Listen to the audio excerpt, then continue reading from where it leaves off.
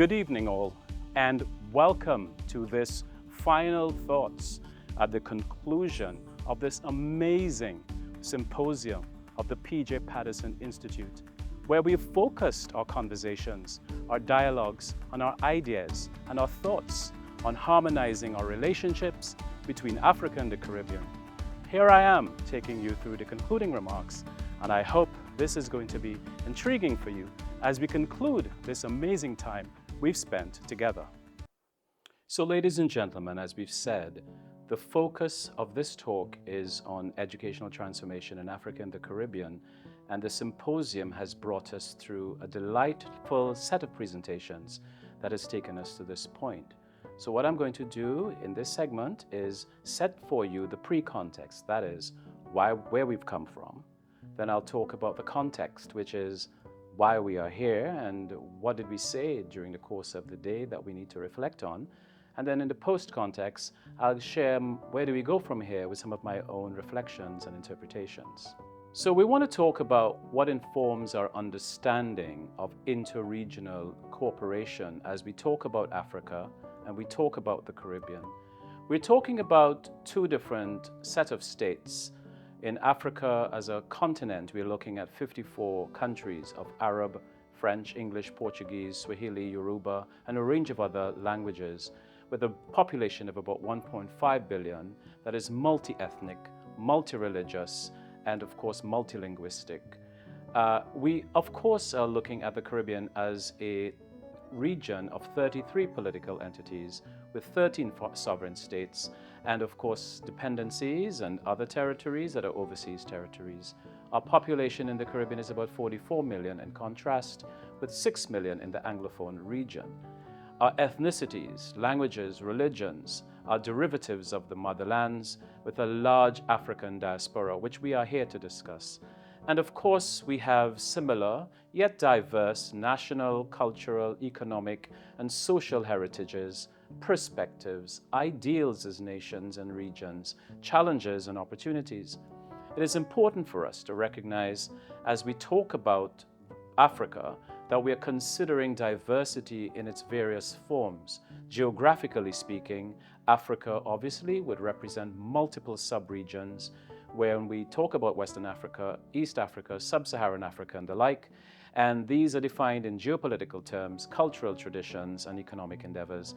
And despite all the challenges Africa has faced in terms of its wars, military wars and civil wars, famines, expatriation of citizens or nationals out of Africa, poverty issues, literacy, numeracy, and wealth extraction, there are numerous lessons that they have learned to become resilient, while bearing some resemblance to our Caribbean identity and impertinent to our Caribbean diaspora, the people and civilizations who are represented here.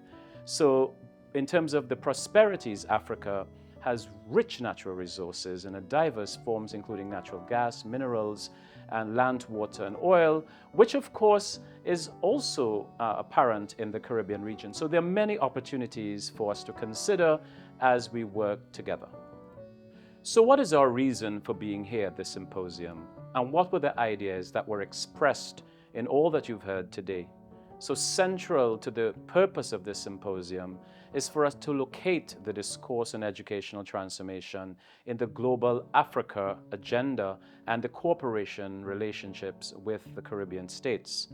We wanted to also look at and reflect on our historical, socio-political, and economic antecedents that shape the context now, looking back at the African, Caribbean, and Pacific agendas, or ACP agendas, the constructs, programs, and achievements, and to engender the possibilities for cooperation between African states and Caribbean states in a post-colonial setting.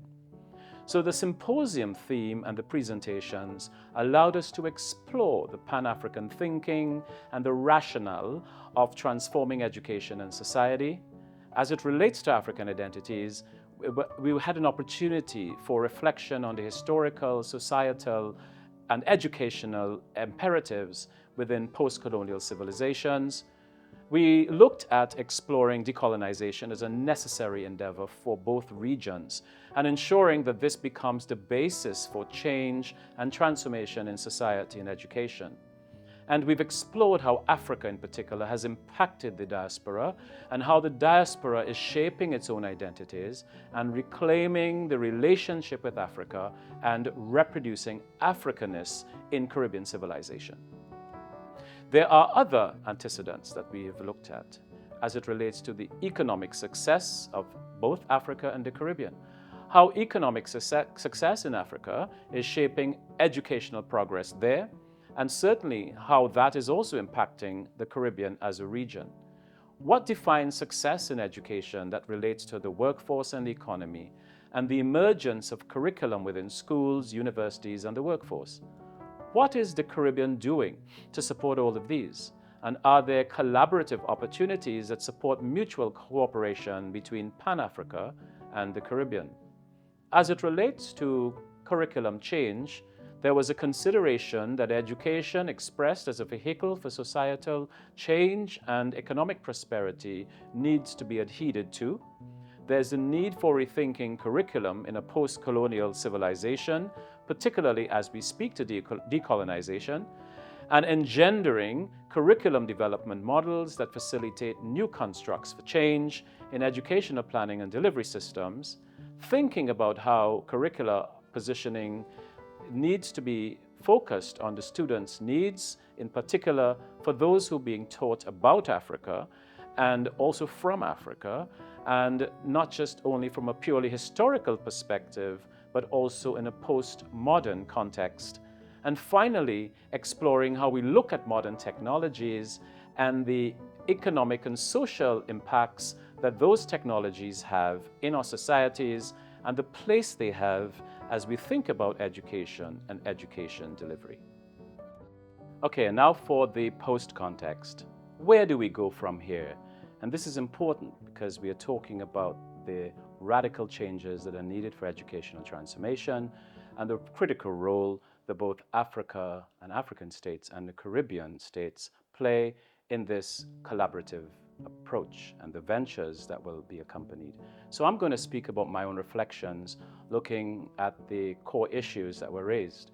I think one of the things we have to look at is as we as a region in the Caribbean and certainly in African states posture our own national identities and our collective regional efforts, we have to explore what new regionalism or open regionalism means for all of us.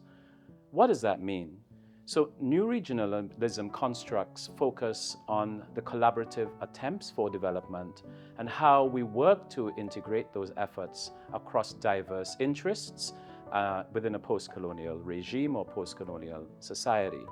And that is how we ensure that whatever we do is considering not just our own national and unique perspectives as islands, small island developing states, individual as they are, or as African countries, individual as they are, but their collective interests. How do we harmonize our ideas, our thoughts, our policies, our strategies, and our agendas to work together to support our unique regions and to cross boundaries where regions collaborate? This is going to be extremely important when we think about where we go from here in terms of our discourses in looking at exploration of opportunities for development. Now, there are four antecedents that I have referred to in my previous writings that I think we need to think about when we look at new regionalism. And those four antecedents are constructs, and I refer to them as technology, the effect of mobility in the regions, culture, and institutions.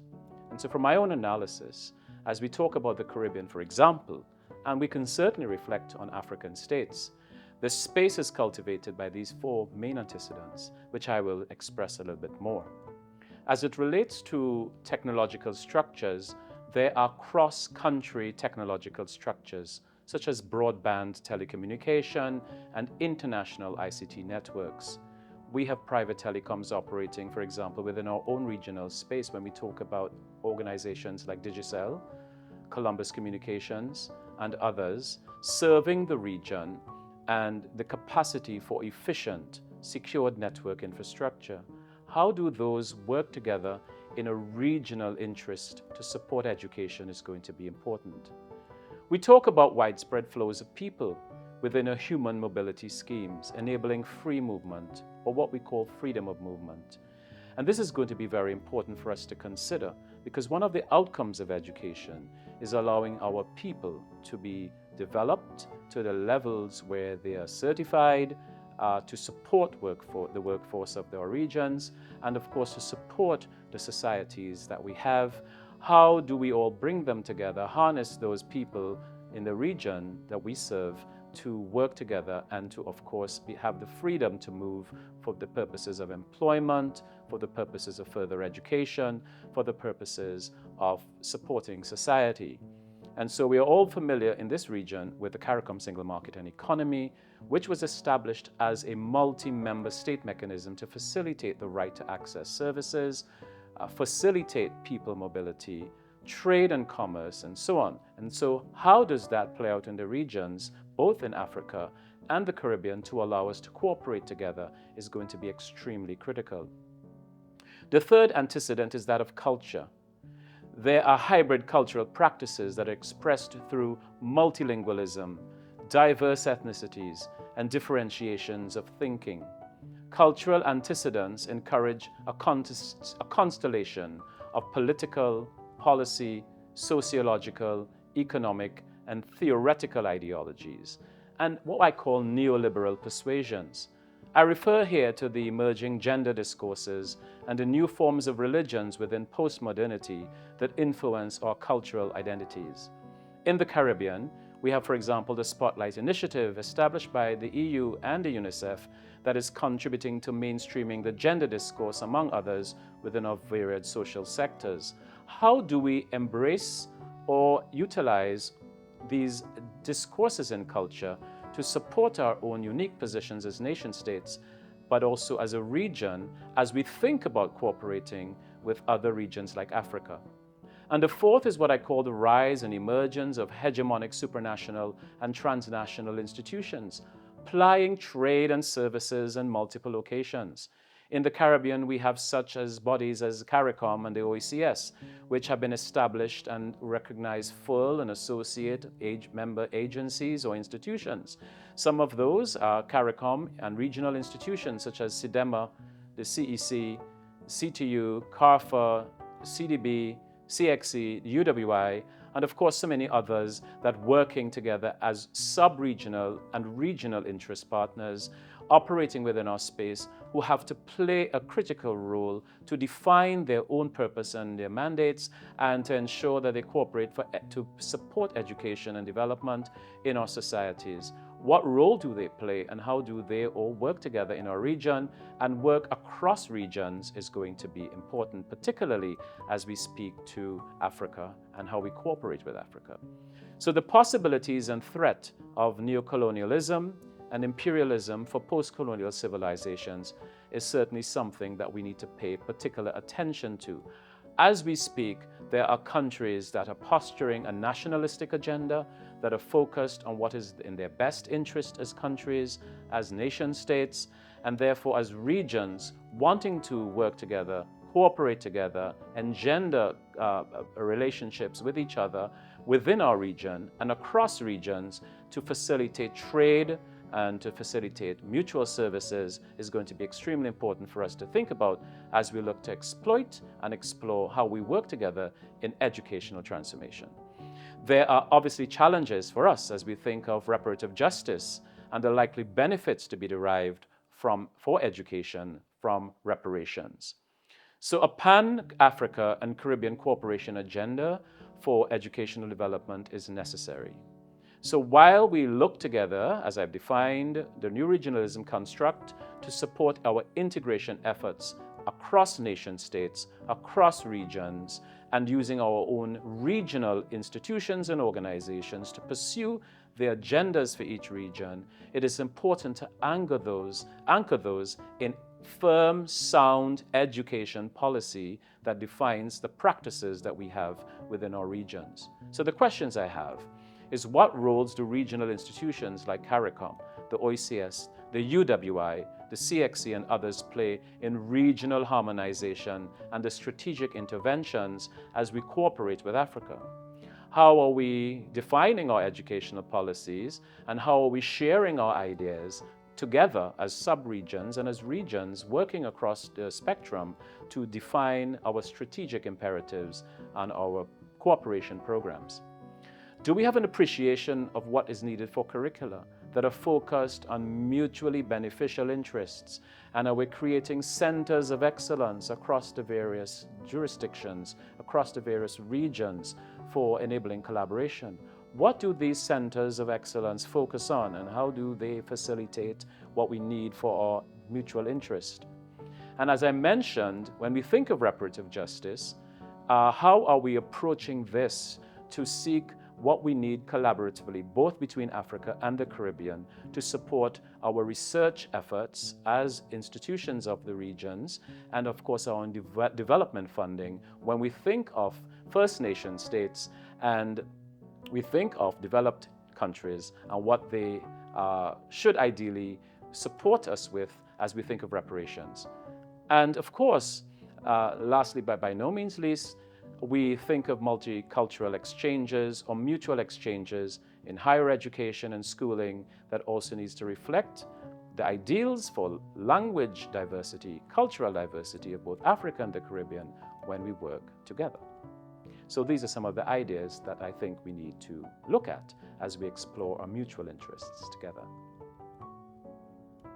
So let's talk about the power of our legacy, the power of our leadership, and the power of CARICOM as a region to champion our cooperation relationships as we talk about educational transformation between the Caribbean states and Pan-Africa. Thank you, ladies and gentlemen, for your kind participation, your collective intellectual and thought leadership, and your contributions for today. We certainly are grateful to you for all that you've shared as we talk about our educational imperatives to support the Pan-Africa, Caribbean, global discourse, agendas and priorities. All the best to all of you, and do have a pleasant evening.